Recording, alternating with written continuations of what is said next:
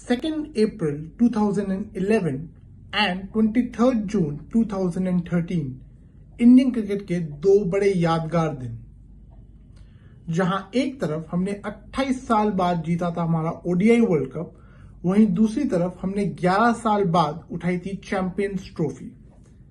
लेकिन इन दो दिनों के बीच आया था एक tough transition phase which is still considered as one of the darkest moments for Indian cricket in the modern day history.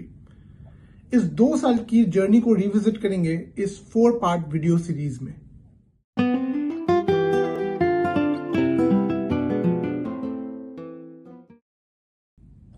Hello and welcome to the crustacean crease. तो बात है साल 2011 की, जब टीम इंडिया ने इतिहास रचा और वो क्रिकेट इतिहास की पहली टीम बनी जिन्होंने अपने घर पर वर्ल्ड कप की ट्रॉफी उठाई। टीम इंडिया की ये वर्ल्ड कप जीत 2 रीजंस की वजह से बड़ी स्पेशल थी।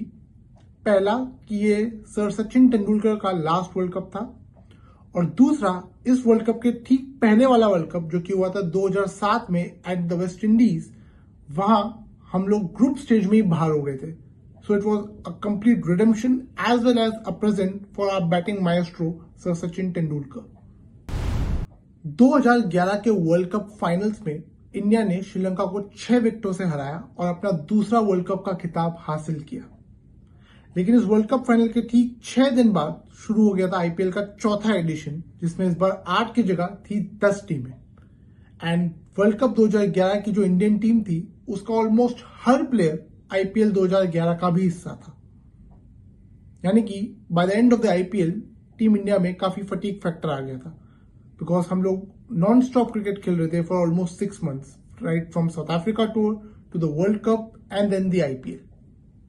लेकिन इंग्लैंड सीरीज से पहले टीम इंडिया गई थी West Indies for a 1 month long tour, जो कि शुरू हुआ था आईपीएल फाइनल के बस 1 हफ्ते बाद।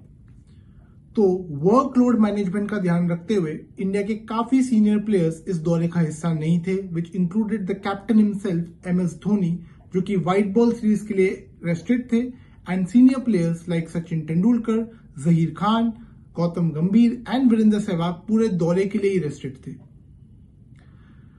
लेकिन जो कि वेस्ट इंडीज इतना बड़ा चैलेंज नहीं था, तो सीनियर प्लेयर्स के एब्सेंस के बावजूद इंडिया ने white ball and red ball दोनों फॉर्मेट्स जीते, एंड जो टेस्ट सीरीज खेली गई वहां विराट कोहली ने अपना टेस्ट डेब्यू भी किया। एंड अब फाइनली बारी आ गई थी इंडिया टूर ऑफ इंग्लैंड की। इंडिया के इस दौरे में थे 4 टेस्ट मैचेस, 1 T20I और 5 वनडे मैचेस। और टेस्ट सीरीज में कॉन्टेक्स्ट ये था कि इंग्लैंड को 4 मैच की सीरीज को कम से कम 2 मैच के मार्जिन से जीतना था in order to become the number 1 test team. England की इस 4 मैच की टेस्ट सीरीज से पहले इंडिया ने एक 3 दिन का वार्म अप मैच खेला अगेंस्ट सोमरसेट। हालांकि इस मैच में MS Dhoni, Harbhajan Singh, Ishant Sharma and Praveen Kumar rested थे, जिसकी वजह से इंडिया की बॉलिंग थोड़ी वीक नजर आ रही थी, और इस वीक बॉलिंग का समरसेट ने फुल एडवांटेज लिया और पहली इनिंग्स में सिर्फ 96 ओवर्स बैटिंग करते हुए बना दिए 425 run for the loss of just 3 wickets, जिसमें एंड्रू स्ट्रॉस, जो कि इंग्लैंड के कप्तान थे और इस मैच में एज अ प्लेयर खेल रहे थे, उन्होंने भी 78 रन की एक एग्रेसिव इनिंग्स खेली। On the other hand India की बैटिंग कोलैप्स कर गई and we were bowled out for just 224 run. But जवाब में समरसेट ने एक बार फिर से एग्रेसिव बैटिंग की और एंड्रू स्ट्रॉस ने इस इनिंग्स में अनबीटन सेंचुरी जड़ी और 260 रन पे इनिंग्स को डिक्लेयर किया for the loss of just 2 wickets. अब चूंकि ये 3 दिन का मैच था, तो इंडिया ने चौथी इनिंग्स में ज्यादा बैटिंग नहीं की, थोड़ी बहुत बैटिंग की और मैच ड्रॉ जरूर हो गया।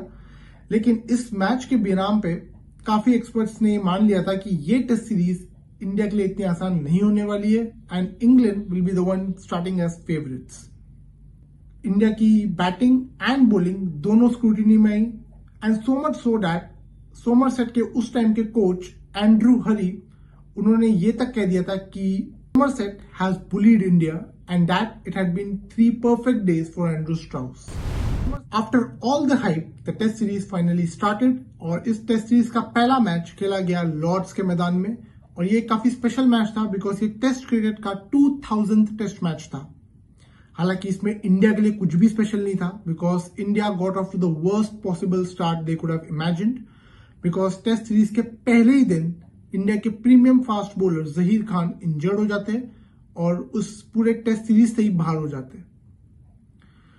खैर, पहले दिन तो बारिश का इंटरप्शन रहा, जिसकी वजह से पूरे ओवर नहीं हो पाए, लेकिन दूसरे दिन इंग्लैंड ने एक वीकेंड इंडियन बॉलिंग का पूरा फायदा उठाया और 474 रन बनाए बिफोर डिक्लेयरिंग द इनिंग्स।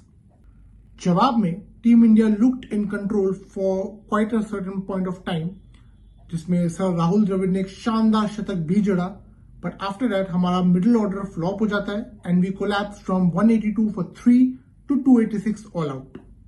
हालांकि उसके बाद बॉलर्स ने भी वापसी करने की कोशिश की, where England at one stage was struggling at 107 for 6, लेकिन उसके बाद मैट प्रायर और स्टुअर्ट ब्रॉड के बीच एक बड़ी साझेदारी होती है और इंग्लैंड ने इंडिया को 458 रन का टारगेट दिया to chase in the final innings. चौथी पारी में जिमी एंडरसन ने 5 रन लिया और टीम इंडिया सिर्फ 261 रन ही बना पाई और इंग्लैंड ने इस पहले टेस्ट मैच को 196 रन के मार्जिन से जीता और सीरीज में 1-0 की बढ़त बना ली थी।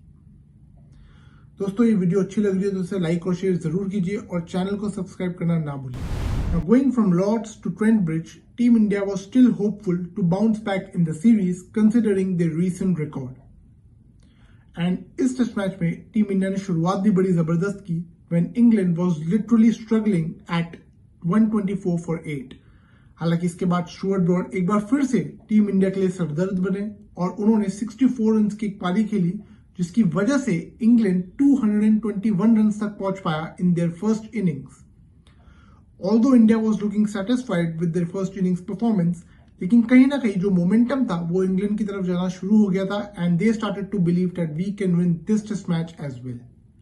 Now just like the previous test match, India इस इनिंग्स में भी काफी कंफर्टेबल लग रहा था एंड राहुल द्रविड़ ने इस इनिंग्स में भी सेंचुरी मारी and India was playing steady at 267 for 4, जब टीम इंडिया के नेमेसिस स्टुअर्ट ब्रॉड एक बार फिर से पार्टी खराब करने आए, पिछले इनिंग्स में बल्ले के साथ तो इस इनिंग्स में गेंद के साथ। स्टुअर्ट ब्रॉड ने इस इनिंग्स में 6 विकेट लिए विच इंक्लूडेड अ हैट्रिक, जिसकी वजह से team India collapsed from 267 for 4 to 288 all out. और जहां एक टाइम पे लग रहा था कि इंडिया 400 रन से ज्यादा बनाएगा और 150-170 रन से भी ज्यादा की लीड लेगा, वो लीड सिर्फ 67 रन की होकर रह गई। टीम इंडिया 288 रन पे ऑल आउट होगी, लेकिन इसके बाद इंग्लैंड ने इंडिया को इस टेस्ट मैच में आने का और कोई मौका नहीं दिया, क्योंकि इसके बाद इंग्लैंड के 4 बल्लेबाज Kevin Pietersen, Eoin Morgan, Matt Prior and Tim Bresnan चारों ने हाफ सेंचुरीज मारी and their entire batting revolved around Ian Bell, जिन्होंने 159 रन की शानदार पारी खेली। हालांकि उनकी इस पारी में वो रनआउट कंट्रोवर्सी भी हुई थी, जिसमें एमएस धोनी ने अपनी डिसीजन को विड्रॉ कर लिया था and he called Ian Bell back to bat और काफी तारीफ भी हुई थी उस डिसीजन की in terms of spirit of the game. लेकिन इतने सारे माइलस्टोन्स के बीच इंग्लैंड ने 544 रन का पहाड़ खड़ा कर दिया और इंडिया को 478 रन का टारगेट दिया to chase in the final innings. और इंडिया इस मैच से पूरी तरह जोन आउट हो चुका था और चौथी पारी में इंडिया सिर्फ 158 रन ही बना सका और जो टेस्ट मैच इंडिया एक स्टेज तक डोमिनेट कर रहा था, वही टेस्ट मैच इंडिया 319 रन के बड़े मार्जिन से हार गया और सीरीज में 2-0 से पीछे हो गया। हालांकि रैंकिंग्स में we were still number 1 because अभी भी 2 टेस्ट मैचेस बाकी थे। फैंस वर स्टिल ऑप्टिमिस्टिक, कुछ इसलिए ऑप्टिमिस्टिक थे क्योंकि इंडिया ने पिछले मैच में पहले 2 दिन तक तो अच्छी क्रिकेट खेली थी, वाइल कुछ फैंस इसलिए ऑप्टिमिस्टिक थे क्योंकि जो तीसरा मैच खेला जाना था, इंडिया की number 1 ranking was directly on the line. तो शायद लोगों को लगा इस गेम में फाइनली इंडिया अपना ए गेम लेके आएगा, लेकिन हुआ एग्जैक्टली उसका उल्टा। टीम इंडिया एजबैस्टन में खेले गए तीसरे टेस्ट मैच में गेम में भी नहीं था। इंडिया दोनों पारियों में 250 से नीचे ही ऑल आउट हो गया और इंग्लैंड जिन्होंने इकलौती पारी खेली उसमें उन्होंने 7 विकेट खोकर बनाए 710 रन, जिसमें सर एलिस्टर कुक का शानदार डबल सेंचुरी शामिल था, जिसमें उन्होंने 294 रन की पारी खेली। इंग्लैंड ने तीसरा मैच एक इनिंग्स और 242 रन से जीता और सीरीज में 3-0 की बढ़त बना ली, जिसके चलते इंग्लैंड टेस्ट क्रिकेट में नंबर 1 हो गया। At this point India was mentally zoned out of the series और चौथा टेस्ट मैच जो कि ओवल में खेला जाना था, fans, experts, even the team शायद किसी को उम्मीद नहीं थी ऑफ एनी कमबैक। ये मैच एक डेड रबर था और मैच भी कुछ इसी प्रकार का हुआ, बिकॉज इस टेस्ट मैच में इंग्लैंड ने टॉस जीत के पहले बैटिंग करी और पहली इनिंग्स में ऑलमोस्ट 600 रन जड़ दिए, जिसमें इयन बेल का एक शानदार डबल सेंचुरी था। इंडिया 300 और 286 रन ही बना पाया अपने दोनों इनिंग्स में और इंग्लैंड ने इस मैच को एक इनिंग्स और 8 रनों से जीता, जिसके चलते वो सीरीज को 4-0 से जीत गए और इंग्लैंड ने इंडिया को क्लीन स्वीप कर दिया इन द टेस्ट सीरीज। इस टेस्ट सीरीज से पहले इंडिया टेस्ट रैंकिंग्स में नंबर 1 था और इंग्लैंड था एट नंबर 3। वही टेस्ट सीरीज खत्म होने तक इंग्लैंड पहुंच गया नंबर 1 पे और India drop down to number 3। Test series खत्म हुई और अब बारी थी T20I मैच की। काफी इंडियन फैंस को लगा that a change in the format can bring a change in the fortunes for team India. After all हम पिछले 1 साल से व्हाइट बॉल क्रिकेट में काफी अच्छी क्रिकेट खेल रहे थे। On the other hand England was quite struggling in white ball format. ये T20I match sir Rahul Dravid का पहला और इकलौता T20 मैच था। इस मैच में उन्होंने समित पटेल को 3 बॉलों में लगातार 3 छक्के भी मारे थे और एक स्टेज पे India was looking very confident to reach the 200 run mark, लेकिन उसके बाद हमारा मिडिल ऑर्डर कोलैप्स हो जाता है और हम 165 रन पे ऑल आउट हो जाते हैं। जवाब में इंग्लैंड ने 3 गेंद रहते इस टारगेट को पूरा किया और 6 विकेट से T20I मैच में भी जीत हासिल की। And finally it was time for the one day series. After all ये वो फॉर्मेट था जहां इंडिया ने कुछ ही महीने पहले वर्ल्ड कप जीता था। हालांकि इस 5 मैच की वनडे सीरीज के 5 ही मैचेस में बारिश ने इंडिया का खेल बिगाड़ा।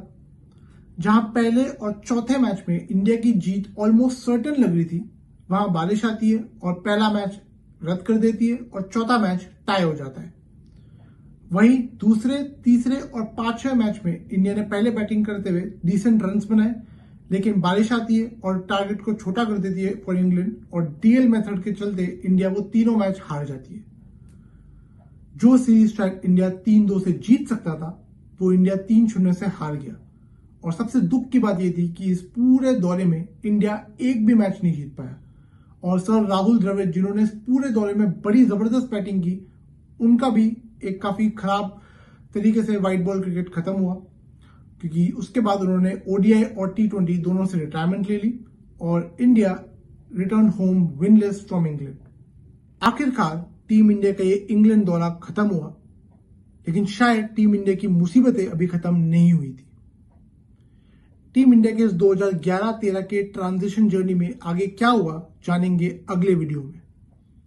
दोस्तों, ये वीडियो पसंद आई हो तो इसे लाइक और शेयर जरूर कीजिए and do hit the subscribe button for more such entertaining cricket stories. Until then, it's Stumps for the day at Crustacean Crease.